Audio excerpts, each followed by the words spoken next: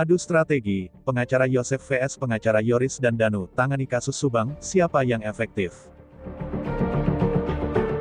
Namun, sebelum kita bahas, mohon subscribe channel ini dulu, agar kalian gak ketinggalan, berita-berita menarik dari kami. Kalau sudah, mari kita lanjut.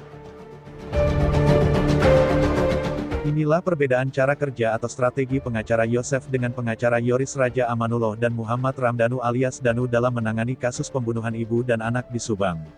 Jika pengacara Yoris dan Danu sampai turun ke lapangan untuk mengungkap fakta-fakta baru yang bisa membantu proses penyelidikan polisi, kuasa hukum Yosef punya strategi sendiri. Rohman Hidayat, kuasa hukum Yosef mengatakan pihaknya tidak dalam kapasitas menjadi penyidik dalam kasus pembunuhan Tuti Suhartini dan Amalia Mustika Ratu. Kami hanya mendampingi klien kami, memberikan bantuan hukum.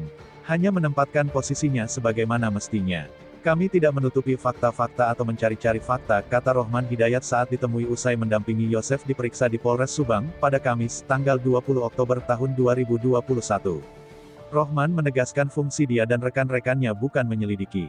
Fungsi kami hanya memastikan proses hukum berjalan dengan benar, katanya. Rohman juga mengungkit kepentingan keluarga korban dalam kasus ini.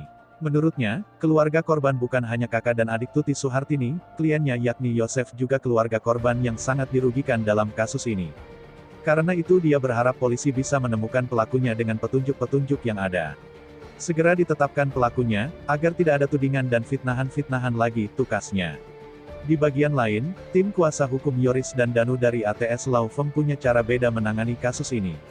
Tim ATS Law Firm yang dipimpin Ahmad Taufan Sudirjo langsung terjun ke lapangan untuk mengorek keterangan para saksi dalam kasus ini. Pengacara Yoris dan Danu juga melakukan investigasi untuk mengungkap fakta-fakta baru di kasus pembunuhan Subang.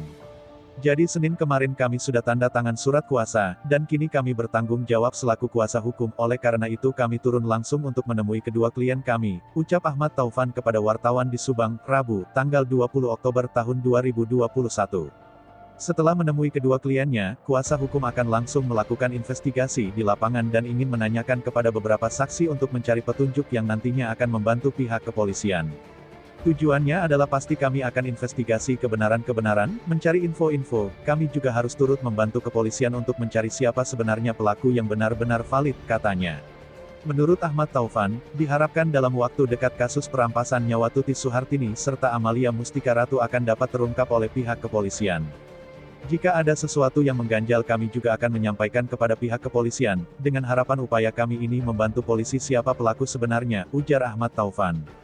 Taufan meyakini kedua kliennya itu bukanlah pelaku pembunuhan terhadap korban Tuti Suhartini dan Amalia Mustika Ratu. Menurut Ahmad, dengan posisi kedua kliennya yang saat ini dinilai banyak disudutkan, tindakan seperti memakai jasa kuasa hukum merupakan dinilai sudah tepat. Selain yakin kedua kliennya itu tidak melakukan pembunuhan, Taufan juga mengungkapkan tekanan yang diterima oleh Yoris dan Danu selama proses penyelidikan kasus tersebut. Ketika sudah 2 bulan berjalannya kasus, mereka berdua ini mengalami tekanan yang luar biasa, ketakutan yang luar biasa, banyak yang mendukung, banyak juga yang tidak, apalagi seumur Danu pasti psikologisnya terganggu, katanya. Terkait benar dan salahnya, pihaknya tetap akan menunggu hasil dari kepolisian. Sebagai kuasa hukum harus mempersiapkan segala kemungkinan. Kita harap sesuai analisa kita, klien kita tidak terkait, katanya. Bagaimana jika nantinya Danu dan Yoris ditetapkan tersangka oleh polisi? Menurut Taufan, mau tidak mau pihaknya akan memperjuangkan. Karena memang kita yakini mereka tidak bersalah, katanya dikutip dari channel YouTube Misteri Mbak Suci. Taufan mendapat informasi, tak lama lagi Kapolres Subang akan segera mengumumkan tersangka dalam kasus ini. Sambil menunggu kita tetap mencari fakta-fakta kebenaran dari klien kita, tukasnya. Gimana menurut kalian?